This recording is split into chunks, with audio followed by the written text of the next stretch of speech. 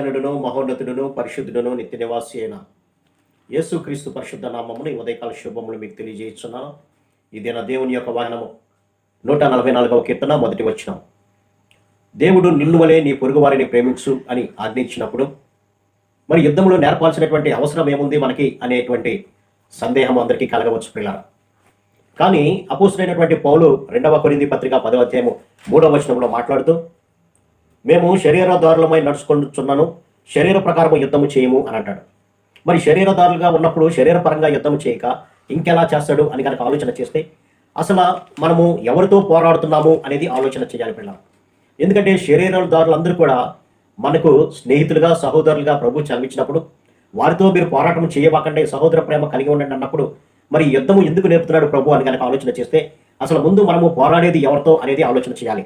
అందుకనే ఎఫెసీ పత్రిక 6వ అధ్యాయము 12వ వచనంలో కనుక గమనిస్తే, ఏలయనగా మనము పోరాడునది శరీరులతో కాదు కానీ ప్రధానులతోనూ అధికారులతోనూ ప్రస్తుత అంధకార సంబంధులకు లోకనాథులతోనూ ఆకాశ మండలమందలి దురాత్మల సమూహంతో పోరాడుచున్నాము. కాబట్టి మనము చేసేటువంటి పోరాటము లేదా యుద్ధము ఎవరితో అంటే మన తోటి సహోదరులతో కాదు కానీ మనం పోరాడేది ఎవరితో అంటే దురాత్మల సమూహంతో పోరాటం. అంధకార సంబంధులైనటువంటి లోకనాథులతో, అంధకార అంటే చీకటి సంబంధులు. అలాగే ఆకాశ మండలం అందరి దురాత్మల సమూహము. ఈ చీకటి సంబంధులు దురాత్మల సమూహాలు ఎవరంటే సాతానుడు, వారి యొక్క అనుచరులు.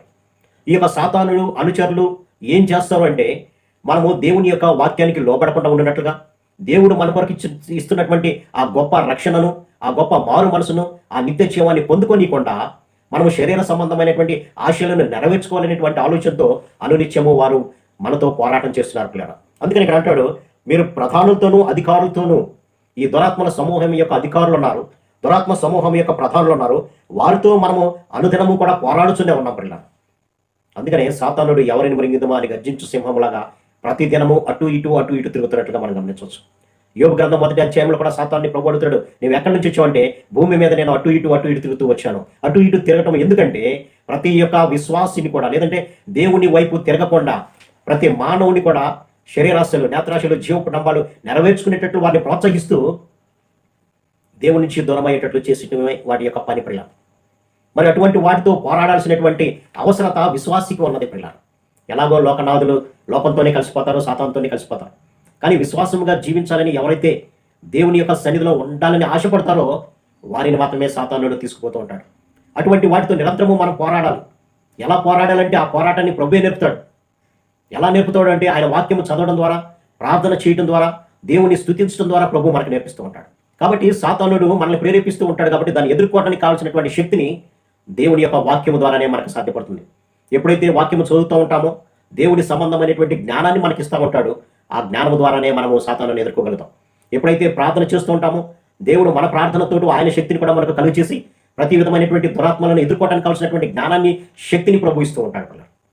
యేసుక్రీస్తు ప్రభువారు సువార్త సేవ ప్రారంభానికి ముందు 40 దినాలు ఉపవాసం ఉండి ఈ లోకంలోనికి రాక మునిపే సాతానుడు బయలుదేరాడు ఆయన యొక్క విశ్వాసాన్ని చెడగొట్టడానికి.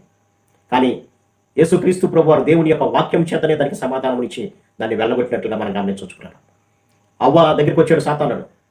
అనుదినము దేవునితో సంభాషిస్తున్నటువంటి సమయంలో అటువంటి దేవునితో సహవాసం కలిగినటువంటి స్థితిలో ఉన్నటువంటి వారినే ఈ లోక ఆశయాలను చూపించడం ద్వారా దేవుని నుంచి దూరపరిచినట్లుగా మనం గమనించుకున్నాం. కాబట్టి మనం పోరాడేది ఎవరితో అంటే దురాత్మల సమూహంతోనే, శరీర సంబంధమైనటువంటి మన సహోదరులతో కాదు కానీ ఈ లోక సంబంధమైనటువంటి అధికారులతో, దురాత్మల సమూహంతో, ఆకాశ మండలమందలి దురాత్మలతో మనం పోరాడుతున్నాం. ఆ పోరాడేటప్పుడు మనకు కావాల్సింది దేవుని శక్తి మాత్రమే పిల్లలు. ఆ ఎలా పోరాడాలి అనేది దేవుడు మనకి నేర్పిస్తూనే ఉన్నాడు అనుదినము. ఆయన వాక్యము నేర్చుకోవడం ద్వారా యోసేపు యొక్క జీవితాన్ని గమనించినప్పుడు యోసేపులో దేవుని యొక్క వాక్యము ఉన్నది కాబట్టి సాతాను వేసేటువంటి ఆ శరీర కోరికలను అధిగమించి దేవుని కొరకు నిలబడగలిగినాడు పిల్లలు. కాబట్టి మన జీవితాలు ఎలా ఉన్నాయో ఒకసారి పరిశీలన చేసుకుందాం. మనం ఈ లోకంలో అనుదినము పోరాడుతూనే ఉంటాం విశ్వాసాలుగా. ఆ పోరాటంలో నీవు నేను నెగ్గాలి అంటే దేవుని యొక్క వాక్యము మన హృదయాల్లో ఉండాలి.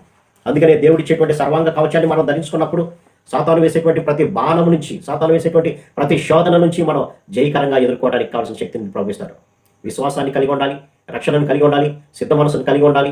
ఇవన్నీ కూడా ఎలా వస్తాయి మనకంటే దేవునితో సంబంధం కలిగి ఉన్నప్పుడు మాత్రమే మనం పొందుకోగలుగుతాం పిల్ల. కాబట్టి మన విశ్వాసాన్ని కాపాడుకొని ఆయన రాకడ వరకు నిందారహితుడిగా పరిశుద్ధంగా జీవించాలంటే ఈ యొక్క పోరాటాన్ని మనం కూడా నేర్చుకోవాలి పిల్లలు.